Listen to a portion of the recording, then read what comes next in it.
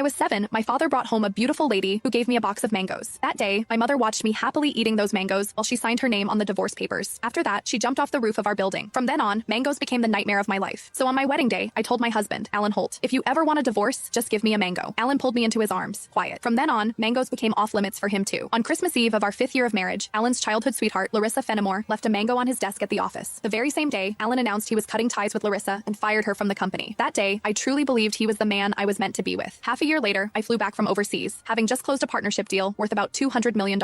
At the celebration dinner, Alan handed me a drink. After I had finished half the glass, his so-called childhood sweetheart, the woman who had been kicked out of the company, stood behind me with a big grin and asked, "Does the mango juice taste good?" I stared at Alan in disbelief, and he was trying hard not to laugh. "Don't be mad. Larissa insisted I played a little joke on you. I didn't actually give you a mango. I just gave you a bottle of mango juice. But I think she's right. The fact that you don't eat mangoes is a real problem. You were really enjoying that juice just now." My face went cold. I lifted my hand and threw the rest of the mango juice in his face, then turned around and walked away. Some things are never a joke. I wouldn't kid around with mangoes or divorce. Ms. Mendez, your stomach condition flared up again because of stress and emotional triggers. If there's something you really don't like to eat, you mustn't force it down again. The next time might not just be a stomach ache. We might have to remove part of your stomach. Stay in the hospital for observation for 1 day and contact your family as soon as you can. When I heard the doctor say that, I went completely quiet. For the sake of a new project, I had been overseas for 39 straight days, working day and night, and I finally made it back in one piece. I never expected that at the celebration dinner, 1 glass of mango juice from Alan would land me right in a hospital bed. Out of habit, I tapped open my pinned chat on WhatsApp, typed 2 words, and then realized something felt off. Looking closely, I confirmed that it was Alan Holt. He had just changed his profile picture. Now, it was a green mango. While I was staring blankly at the chat window, Alan's call came through. He sounded cold. "I'm already home. Where are you?" I said nothing. Any other time, I would soften my voice and act like a spoiled little girl with him. But tonight, I honestly didn't know what to say. Alan sounded annoyed. "Myra, how long are you planning to keep this up?" "I'm at the hospital." Alan went quiet. He had never shown much interest in my health. He would never have guessed that 1 glass of mango juice from him would send me straight to the emergency room. "Stay put at the hospital. I'm coming over right now." I didn't want to deal with him, but my body was so weak that I didn't feel like moving at all. Time dragged by. The doctor came in to check on me 3 different times, and Alan still didn't show up. Right before I went to sleep, I glanced at my phone one last time and saw Larissa Fenimore's new post on her social feed. Every time I get hurt, my knight in shining armor shows up. I'm so lucky. The picture under it was a shot of Alan putting a bandage on her. Larissa's profile picture was a yellow mango. It was pretty, but it made me sick. Alan and I had known each other for 10 years, and he had always known exactly where my bottom line was. After so many years in business, he also knew perfectly well how to keep a proper distance from other women. But now, he kept crossing that line again and again. In that case, our marriage and the newest project I had negotiated no longer needed to exist. I had closed a $200 million